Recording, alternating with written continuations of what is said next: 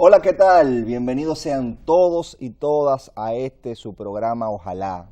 Hoy día 5 de octubre del año 2018, viernes, inicio del fin de semana. Tenemos muchas informaciones que compartir con ustedes. La primera que quisiéramos compartir es resaltar la efeméride del día de hoy.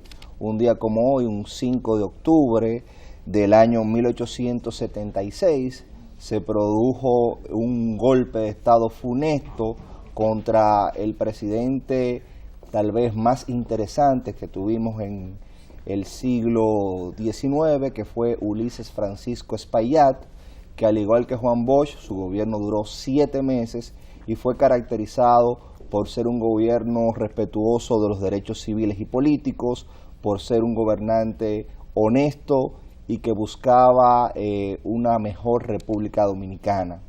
Ulises Francisco Espaillat tenía las condiciones de civilista, tenía las condiciones de humanista y era un hombre íntegro y honesto, pero lamentablemente el medio dominicano no soportaba ni entendía eso, e Ignacio María González le dio un golpe de estado para iniciar un periodo de inestabilidad que al final terminó generándonos un gobierno de los azules, que en vez de ser un gobierno progresista terminó con una tiranía como la de Ulises Heró.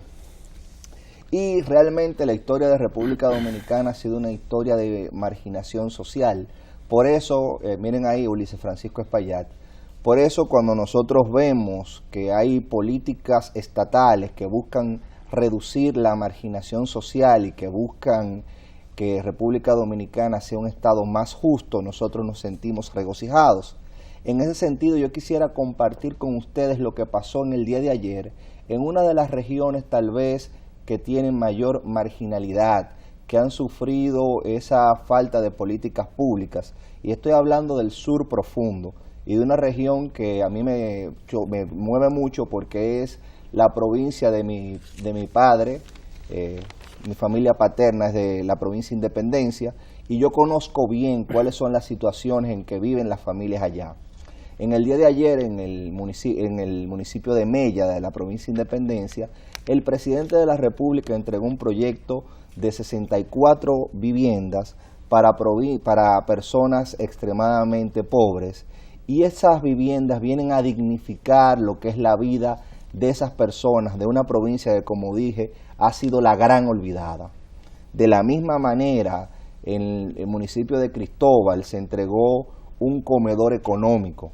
Ese comedor económico es parte de una promesa que se hizo, una visita sorpresa, creo que la número 178, donde el presidente de la República, bueno, miren, vamos a compartir primero este videíto para que ustedes vean el testimonio de lo que estoy hablando. Yo vivía primero en una casa playa, pero entonces era muy cara, muy chiquita y muy cara. Y no podía con el dinero que cobraba. Mi niño tiene problemas.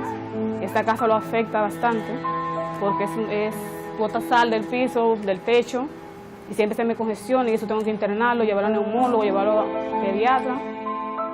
De verdad hacía falta eso en este pueblo porque son muchas las madres que no tienen un hogar propio para dar a sus niños.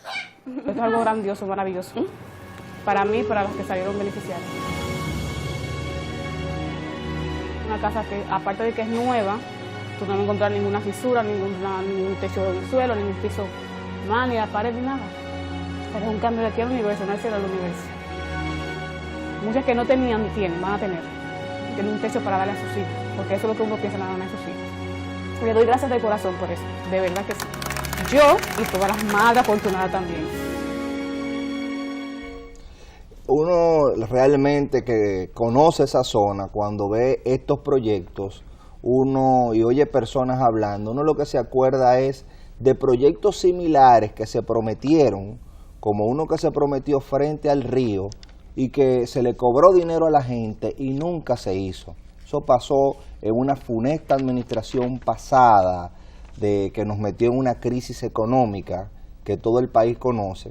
Y a diferencia de ese abandono de políticas públicas y de asistencia en el tema de la vivienda, nosotros vemos cómo se llega una ayuda solidaria, tanto a la provincia de Pedernales, que también es una provincia que tiene un problema de desarrollo humano, un problema de falta de inversión pública, y a la provincia de Independencia, que están colocadas ahora en el centro de las políticas públicas cuando se hacen iniciativas como esta, cuando se anuncian iniciativas como el tema de los molondrones para exportar, que se van a sembrar en Benganaver y en Duvergé, dos municipios de esa provincia, que como dije, son dos de las provincias con menores índices de desarrollo humano y que requieren mayor inversión pública. Nosotros también queremos, ahora que mencionamos el tema de lo que fue ese anuncio de los molondrones, destacar algo que para mí es de mucha trascendencia y pasó en el día de ayer. Y tiene que ver con que el día de ayer se celebró el Día del Profesional Agropecuario y en el Palacio Nacional se hizo un acto sumamente interesante, no solamente por lo que se habló y lo que se comenzó a ejecutar allá, sino por los planes que se vislumbran para el futuro. Y la situación es sencilla. Usted estudiar agronomía era un problema porque los gobiernos, fundamentalmente del doctor Balaguer y del PRD, no dignificaron la vida de los agrónomos. Los salarios del sector agropecuario son salarios muy deprimidos. Estudiar agronomía era prácticamente usted quererse mantener en la pobreza. Y en el día de ayer se celebró ese acto donde primero se le dio más de 200 pensiones a profesionales del sector agropecuario y conjuntamente con eso se les proveyó de un seguro médico. Pero estas importantísimas disposiciones que aparecen en ese decreto número 348-2018 fueron acompañados del anuncio de una mejora sustancial en lo que es el salario de los profesionales agropecuarios. Y cuando hablamos de una mejora sustancial, estamos hablando de que un profesional agropecuario ganaba de más o menos 10,000 pesos. Y la idea es que un profesional agropecuario para el año que viene termine ganando sobre los 50,000 pesos. Estamos hablando de que hay una visión de tecnificar el campo y eso comienza y pasa obligatoriamente porque los profesionales del sector agropecuario tengan mejores medios de vida. No es posible que nosotros impulsemos la agricultura sin que haya un incentivo a que la gente se vaya a estudiar y a tecnificarse en esas áreas que inciden directamente en el desarrollo agropecuario. Mire, usted ha dicho algo interesante. Ayer el presidente reunió al sector agropecuario del país, sí es cierto, los agrónomos celebraron su día en el Palacio con el presidente.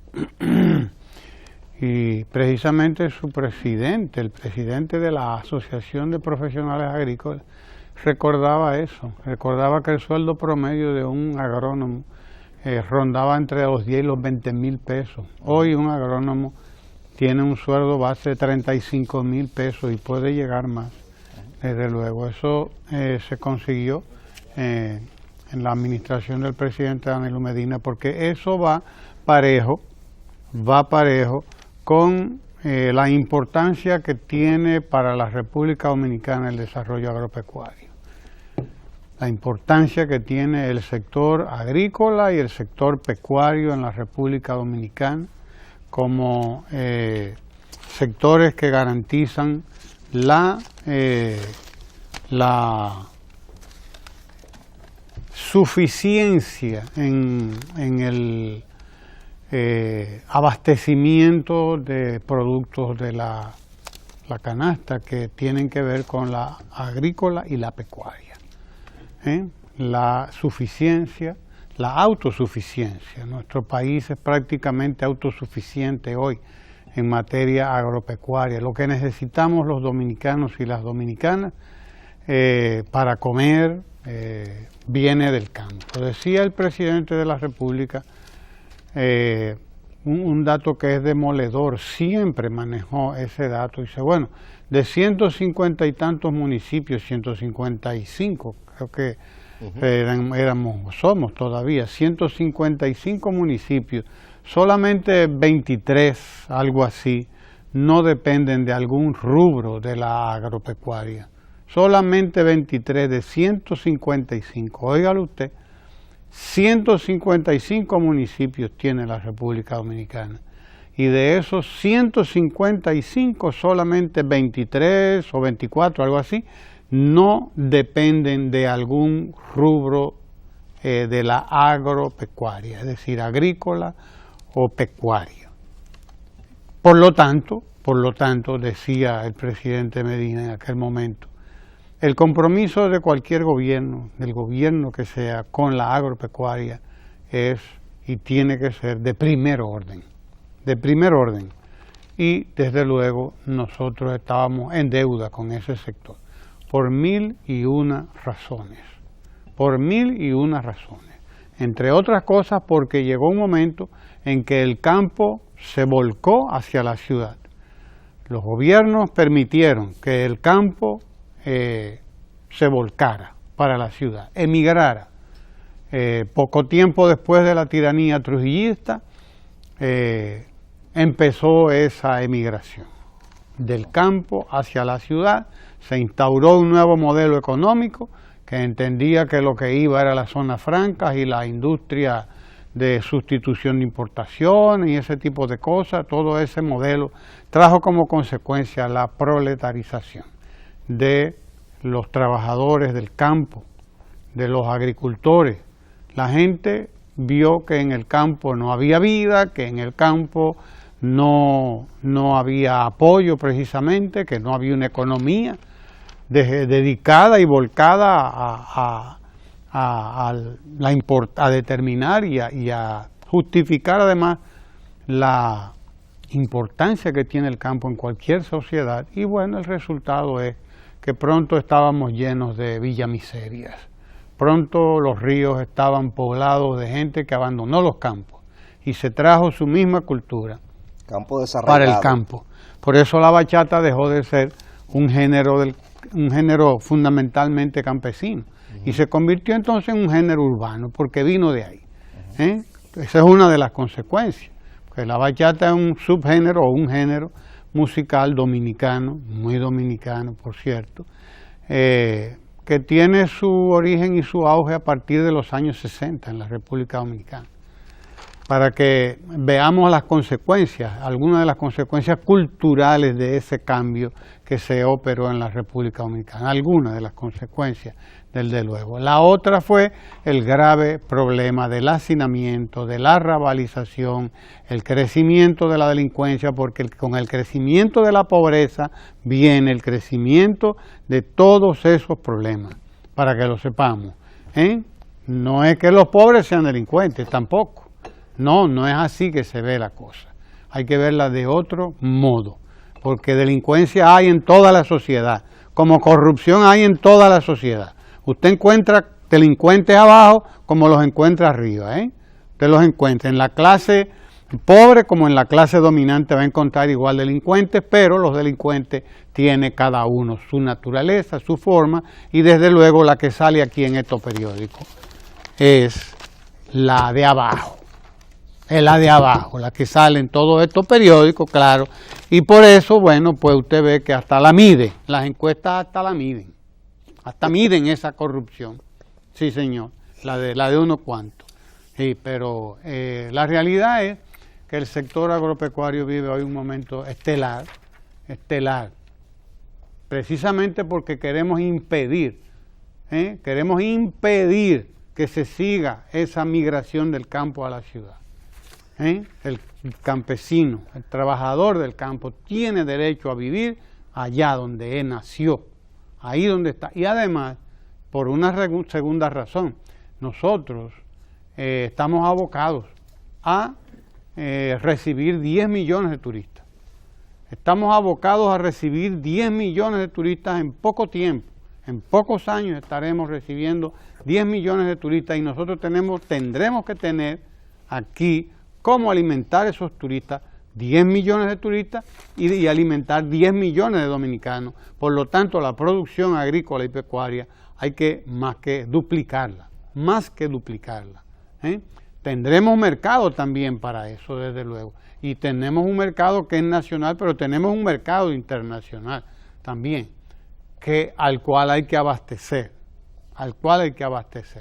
Y por lo tanto, importante ese acto que tuvo ayer el presidente de la República con todos los profesionales del sector agrícola y del sector pecuario, en donde pues hizo nuevos compromisos el presidente con ese sector, más allá de lo que está haciendo incluso todos los domingos, porque todos los domingos que va al campo, todos los domingos va a encontrarse con ese sector, el sector agrícola y el sector pecuario. Y todos los días tiene algún tipo de acción que se dirige a estimular la producción del cacao, como por ejemplo en esa visita de Guananico el domingo, donde se comprometió a facilitar el apoyo para la producción, para poner en producción no solo las 5.000 tareas que están de capa caída, porque ya las matas de cacao son muy viejas, porque no están produciendo lo que desde luego debían producir. No solo esas 5.000 tareas, sino 5.000 más, es decir, 10.000 tareas, porque además él sabe que el cacao en el mercado internacional pues no tiene límite. El mercado internacional ahora asume cualquier cantidad de cacao que pueda usted exportar hacia allá. Eso es así. Cuéntenos usted, señor, que lo vemos muy desesperado ahí. No, en absoluto. Sí, señor. ¿Quién dijo? Mire, pues usted lo disimula muy bien. Yo he querido recordar algunos elementos del tema que ustedes trataron, que llevó a la presidencia de la República en el día de ayer a pensionar Día de los Profesionales agropecuarios. Del profesional agropecuario. Día en que pensionó a 200 profesionales de... Esto es un momento en donde en general las pensiones escasean. Pensiones que no se responden al régimen laboral de la ley de servicio público y demás, sino que muchas veces son pensiones que se otorgan en reconocimiento a determinadas condiciones y cualidades, de edad, etcétera, de edad y aportes a través y falla de nuestro sistema de seguridad social ancestrales. Exactamente. Bueno, el tema es que yo quiero reivindicar el hecho de que ¿dónde se forma actualmente el profesional agropecuario? Universidades y... No, universidades es mucho, porque hay 48 y no creo que haya más de una que siga ofertando esto. No estoy el dato seguro, pero yo sí sé que aún en la UAS, que es junto con otras instituciones no necesariamente universitarias, las que más profesionales agropecuarios. ELISA, el Instituto Técnico Salesiano, que creo que es de ahí la persona, Ramón, sí, del que hablábamos, ¿verdad? Loyola. El Loyola, sí. Que forma técnicos agropecuarios, y la UNFU tiene una maestría en agronegocios y especialidad en agronegocios. Fantástico, eso es negocio. Sí, pero la ciencia agronómica y veterinaria creo que nada más se establecieron profesionalmente en la UAS y no sé si todavía quedan muchos estudiantes de eso o si la carrera se mantiene. ¿Qué quiero decir con esto? Que no hay un incentivo. Que es una cadena, es un encadenamiento. En la misma medida en que al técnico agrícola se le pagaba poco, a lo sumo se le dotaba. Los que trabajaban en el Ministerio de Agricultura, digamos, se les pagaba un bajísimo salario. En general los salarios en el modelo económico de hace 40, 50 años, desde cuando Balaguer estableció de la manera más extraña, por así decirlo, el régimen de austeridad salarial, que mantuvo congelados los salarios de prácticamente todos los servidores públicos. muchos profesionales ya formados, nacional e internacionalmente. Porque además hay una escuela agroforestal también. Me confirman que la UNFU tiene carrera de agronomía. Tiene carrera de agronomía, fantástico. Ya tenemos entonces algunas dos. Igual, si buscan, probablemente hay más estudiantes de contabilidad que de agronomía en todas las universidades. Y probablemente si te vas a mercadeo ahí sí que hay. Y hubo un momento en donde la moda era la publicidad, o cuando no fue la publicidad fue el mercadeo, y cuando no fue el mercadeo pues fue una de estas carreras técnicas propiamente, que también son necesarias para el desarrollo nacional.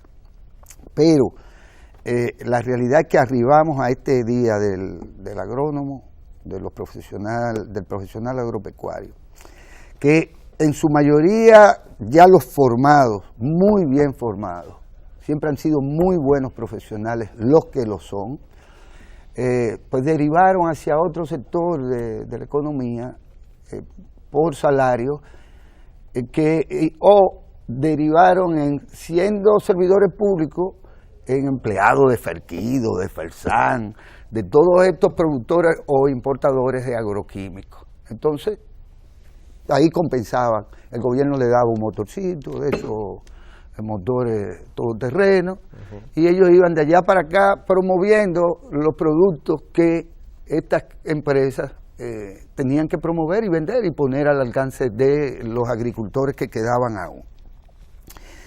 Y bueno, la verdad es que todo parece indicar que necesitamos más profesionales agropecuarios. Y necesitamos más café Santo a Kenia. Vamos a recibir a Kenia, que no precisamente sí, señor. Es un producto de la agricultura, precisamente, el café. Yo pensaba que era de la mar. A propósito, no es de la mar, ¿no? Es de la agricultura, es de la tierra que viene. Gracias, como Kenia, que viene de la tierra también. Sí. ¿De cuál tierra viene usted, Kenia? Gracias. De Santo Domingo, no se guille. Y la verdad es, Ramón, que cualquier profesional, me refiero al perfil, no es que cualquiera pueda ser médico, o que cualquiera pueda ser abogado, o que cualquiera pueda ser economista. Cada profesional tiene un perfil. Pero simple y sencillamente me da un poco la idea de que para ser agrónomo o veterinario se necesita un perfil bastante específico. No basta con que el papá de uno quiera que uno se gradúe de lo que él estudió. Para usted el perfil del técnico, del profesional agrícola, el agrónomo, está íntimamente asociado a algo que hay que vivirlo cotidianamente, que hay que ser parte del agro. Hay que ser parte del agro. No se trata de colgar o no un título obtenido en una u otra universidad, o trabajando, como he dicho, como promotor de productos agroquímicos, o promotor, qué sé yo, de cualquier cosa. Ese es un perfil que hay que rescatar, porque es difícil que un hombre de la ciudad decida coger para el campo, porque se ha recuperado el campo, porque se está recuperando el campo. Hay cosas que cuando se dan ya no hay reversa. Ya no hay reversa. O derivas y abandonas esa área de trabajo propiamente.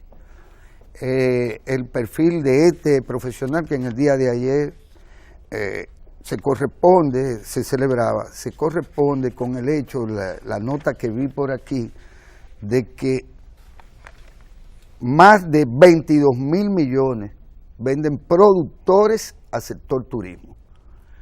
Y entiendo que se está refiriendo también a las MIPYMES, pero nos estamos refiriendo a frutas, a víveres, a marisco, a carne, a bebidas, cigarrillos, que se le venden al sector turismo. El sector turismo está supuesto a constituir la locomotora de la economía nacional, que bien ha dicho el presidente de la República, Danilo Medina, reiteradamente, es un componente que está presente en la mayoría de los municipios del país.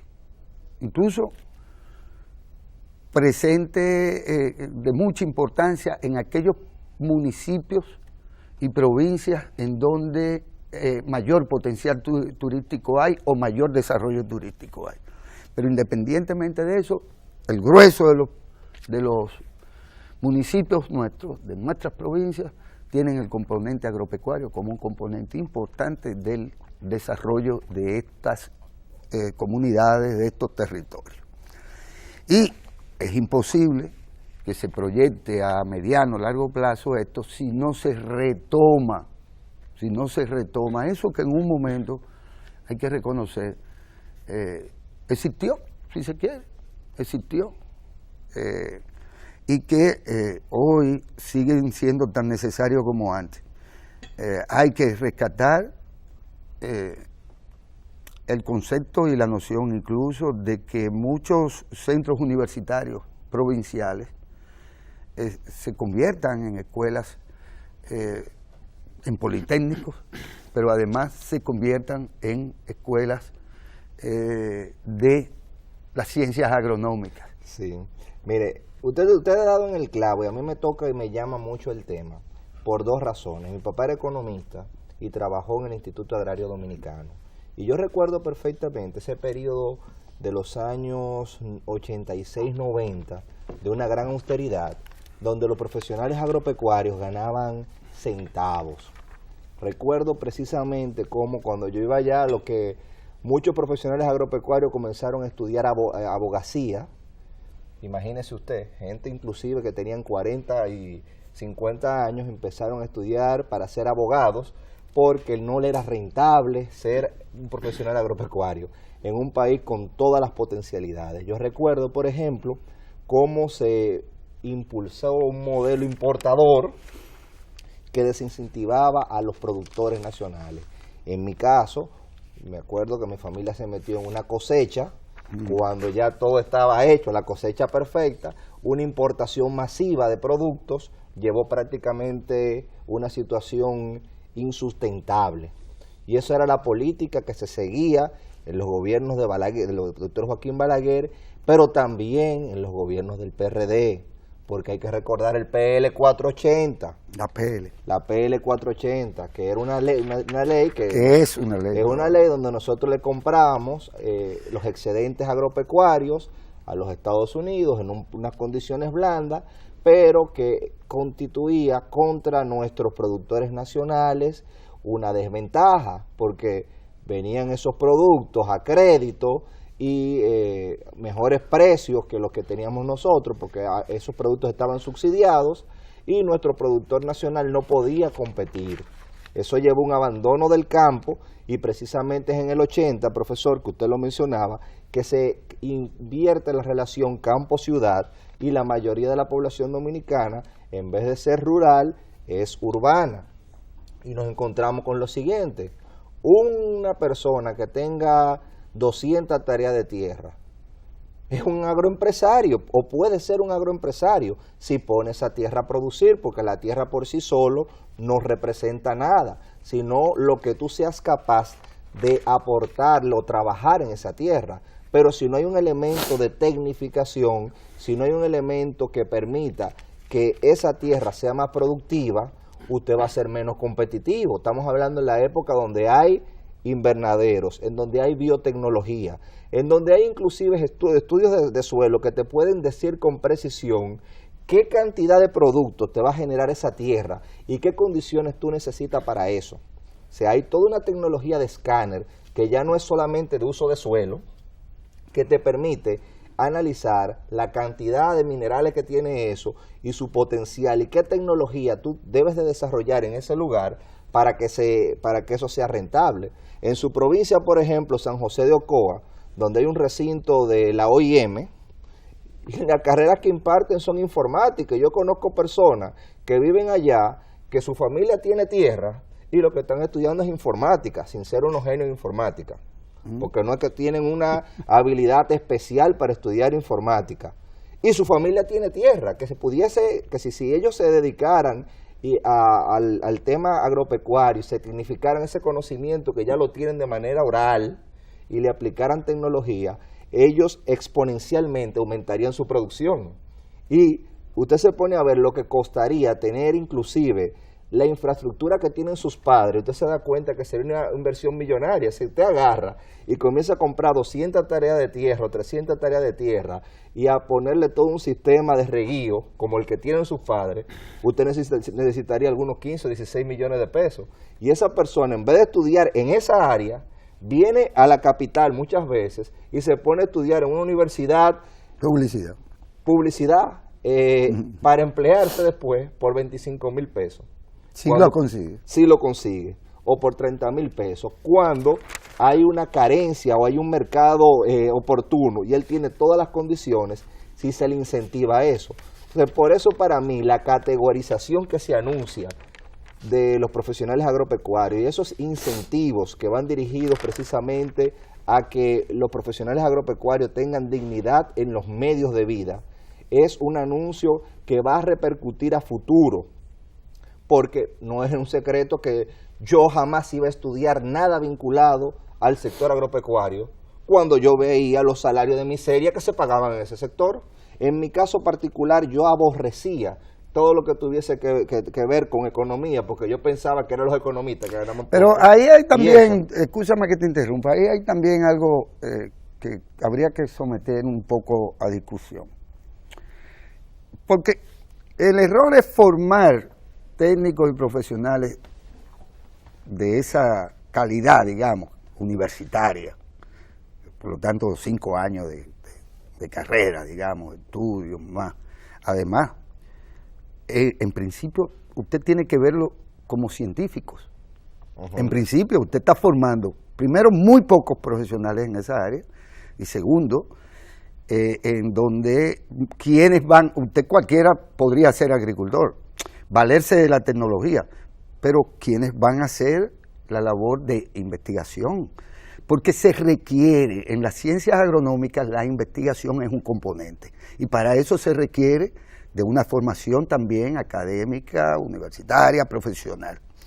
El error fue creer que había que formar agrónomos para que tuvieran un empleo de 20,000 pesos, cuando se llegó ahí, además del motorcito, y no decir, pero es que estos son los futuros empresarios agropecuarios dominicanos, los que estamos formando en las universidades, no para ponérselo para que le dieran la tierra a gente en proyectos del IAD o de lo que fuera, que agarraban y no la vendían de una vez porque no tenían título. Es Danilo el que está dando los títulos ahora, 40 años después, pero se iban para Nueva York. Pero se le había dado tierra, mientras que el técnico que se había formado, que se le pagaba poco, se veía como un tipo que tenía que ser un empleado, en vez de convertirse en el eje profesional de un modelo de desarrollo agropecuario que no podía seguir siendo el latifundismo, el latifundismo en principio, pero que tampoco podía seguir siendo el minifundismo, que tampoco podía concebirse sobre la base, no de la asociatividad, como lo ha hecho el presidente Danilo Medina, sino sobre la base de la fragmentación de la tierra, que muy bien podía constituirse en una gran unidad productiva y que fuera beneficioso para el profesional agrícola a cargo, accionista por igual, ya sea vía cooperativa o ya sea vía asociativa, asociaciones, federaciones de productores, etcétera, y con condiciones naturalmente para manejar la nueva tecnología y para manejar las herramientas de la organización agronegocio, le llaman ustedes. Sí, el agronegocio, porque también no es cualquiera que se mete en eso. Eso también requiere de un nivel de especialización, dice que. Entonces, yo lo que veo es que donde los recursos son escasos, son caros.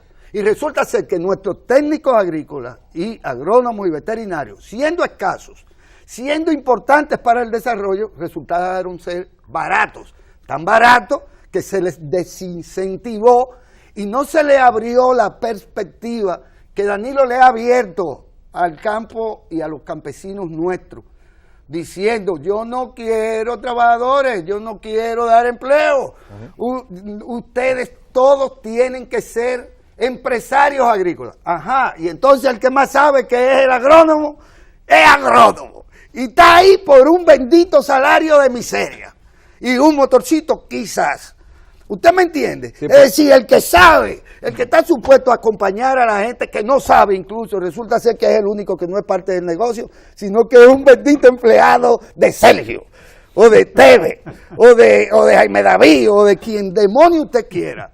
No, es Danilo Medina quien lleva esa noción de nuevo modelo, que no puede partir de esa gente que quiere vender su tierra, que quiere irse para las ciudades, que quiere otra cosa, que es más, se convirtieron, ustedes no lo han dicho y no lo han destacado, el que sabía laborar el campo, la tierra, se convirtió en motoconchita y Ramón lo sabe. Sí, es verdad. Pero usted ha dado en el clavo en varios sentidos y yo quiero rescatar de eso que usted dice, y ahí iba mi comentario cuando hablaba del incentivo laboral y de medios de vida, es que tiene que ser en dos vertientes. Tiene que ser una, que el profesional agropecuario que está al servicio del Estado tenga un salario decente y digno, pero que se estimule también tanto la asociatividad como la creación de riqueza vía el emprendimiento agropecuario. ¿Cómo se estimula eso? Cuando usted tiene un modelo que permite que el productor haga negocios, cuando usted tiene un modelo que impide que haya una competencia desleal desde fuera con un productor extranjero subsidiado y que esos productos vengan acá a competir con el productor local. O sea, para los que me estén escuchando me entiendan, estamos hablando de que si usted estuviera jugando pelota, hay uno que se está poniendo esteroides allá y hay otro de aquí que no lo está usando. Entonces, ese subsidio sería el equivalente al esteroide y está jugando con trampa. Entonces, lo que estamos hablando es de fortalecer nuestros atletas nacionales para que compitan mejor. Y cuando hablamos de atletas, estamos hablando de los productores.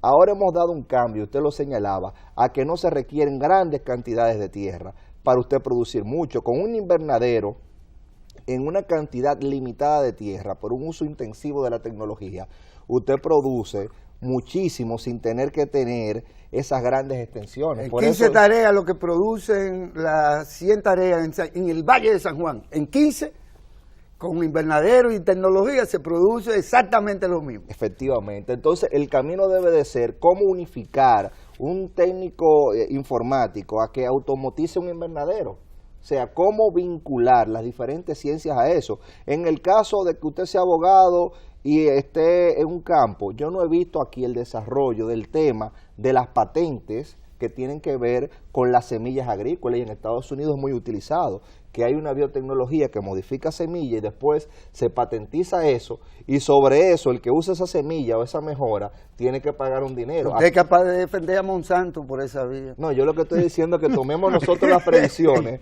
para evitar que venga un Monsanto y nos haga eso a nosotros. Nosotros tenemos que tomar las previsiones nacionales para evitar eso, porque como usted ha dicho, se ha patentado la vida, pero es una cuestión internacional que uno tiene que tener por lo menos las herramientas básicas para uno poderse defender. En el campo se necesitan también abogados. Claro que sí. En ese modelo. En ese modelo. Claro que sí. Claro.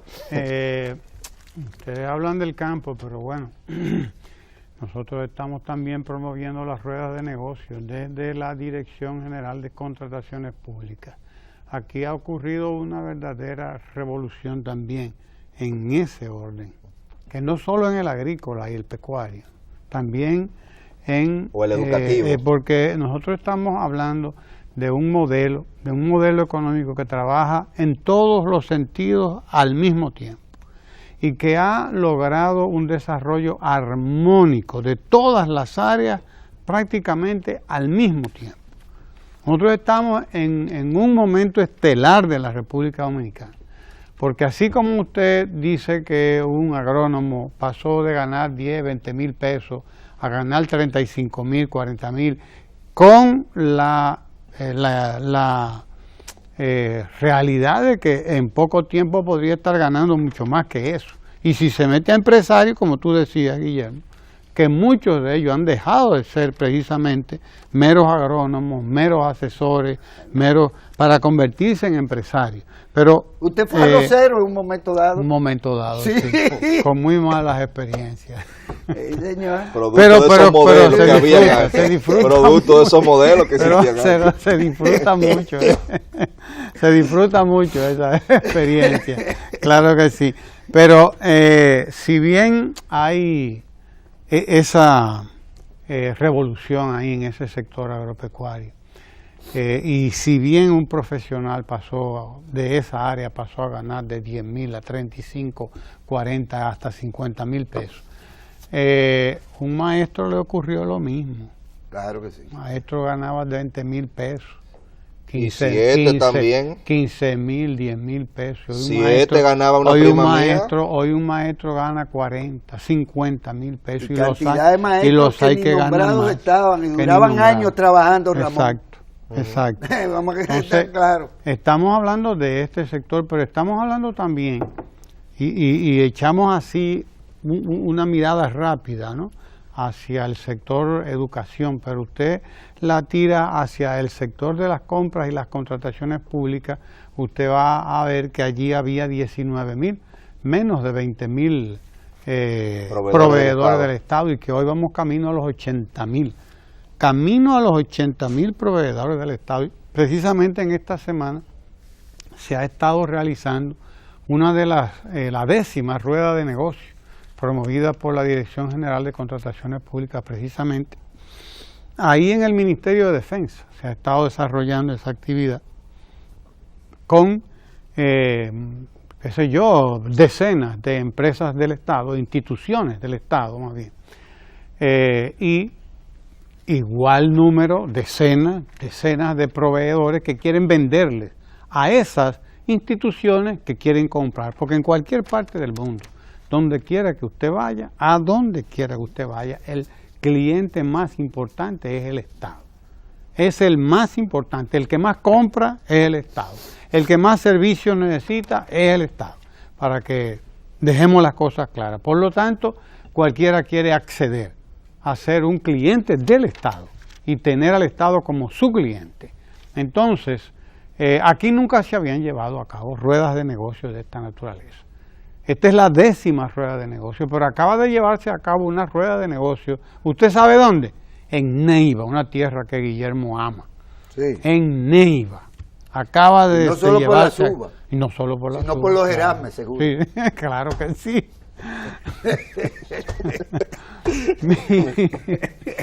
Acaba de llevarse a cabo ahí en Neiva una rueda de negocios también, en la que estuvieron presentes varias decenas, 40 y tantos negociantes que querían venderle, que podían venderle, de hecho, que quieren participar de las compras públicas. Antes las compras públicas estaban en manos de 8, 10, 15 grandes proveedores, para que sepamos, importadores la mayoría. Nada más se necesitaba ser amigo de alguien. Sí, con que usted fuera amigo de Sergio, ya estaba del otro lado. Estaba, no importa o de si pagaba cualquiera, impuestos o no. Bueno, eso era suficiente, que usted fuera amigo de fulano. Hoy no, las ruedas de negocios son abiertas, y se ha llevado a cabo la 10ª, oigan, 10 ruedas de negocio, aquí en la capital nada más. En Moca se han hecho ruedas de negocio, importantes ruedas de negocio, en Santiago, en Barahona, en Neiva, nunca, y eso hay que reconocérselo a la doctora Yocasta Guzmán, con quien vamos a conversar casi ya, que nos están haciendo señas, y yo no sé por qué, porque esa no es una entrevista tan larga, por qué nos están haciendo señas desde ya, ¿verdad? Esa conversación, que yo sepa, porque yo fui quien la hizo, no es tan larga, no es tan Guillermo. Pero bueno, ellos son los que saben, ellos tienen control de su tiempo. Y resulta que también en esa área, la de las compras públicas, ha habido una revolución, como lo está ocurriendo también en el sector energía en la República Dominicana. Es decir, es primera vez en mucho tiempo que nosotros tenemos una visión integral desde el gobierno, desde el Estado, una visión integral del desarrollo de la sociedad, una visión que no se concentre en una sola cosa, como esa, por ejemplo, la de la sustitución de importaciones y la de la PL 480, que dio paso a esa Public Law, que es lo que quiere decir PL, Ley Pública 480, que permitía que usted metiera aquí cualquier cantidad de productos sobrantes de la agricultura extranjera, mientras la agricultura de aquí se iba al piso. ¿Me entiendes? No solo se iba al sobrante, piso. Ramón, Subsidiado. de reserva, Subsidiado, no, de además. reserva. Las reservas que Ah. había que reciclar, Claro. esa reserva. El excedente. No, el excedente no, porque el excedente es una cosa. El excedente es una cosa, era la reserva de ese tipo de cosas que se tenía y que hay que reciclar, que las potencias reciclan cada cierto tiempo. Sí, Que que no es la- lo mismo la reserva sacan. que excedente. Sí, claro. Y gracias a un sector oligárquico nacional, porque de ahí vienen muchas de las cosas, se desmontó toda la agricultura nacional, comenzando Por el maní. por el maní. Sí, señor. Y hay que hablar del maní, que Sí, se señor. Claro que sí. Lo mismo le hicieron a Haití, lo mismo le hicieron a muchos, A muchos, es una países. política que es trasciende el patio. Pero bien, lo importante es destacar eso, nosotros estamos en presencia actualmente de un fenómeno realmente transformador en todo el sentido de la palabra, en todas las áreas. No se ha quedado una sola área sin tocar en la República Dominicana en el modelo de gobierno que ha establecido, el modelo de desarrollo establecido por el presidente Danilo Medina. A eso habrá que dedicarle tiempo también y le seguiremos dedicando tiempo, porque ahora nos toca conversar con la doctora Yocasta Guzmán. Eso es lo que nos han dicho, pues eso es lo que va. Yocasta. Eso es lo que va, sí, claro, la doctora Yocasta Guzmán. Con ella conversamos a partir de este momento. No se mueva de ahí.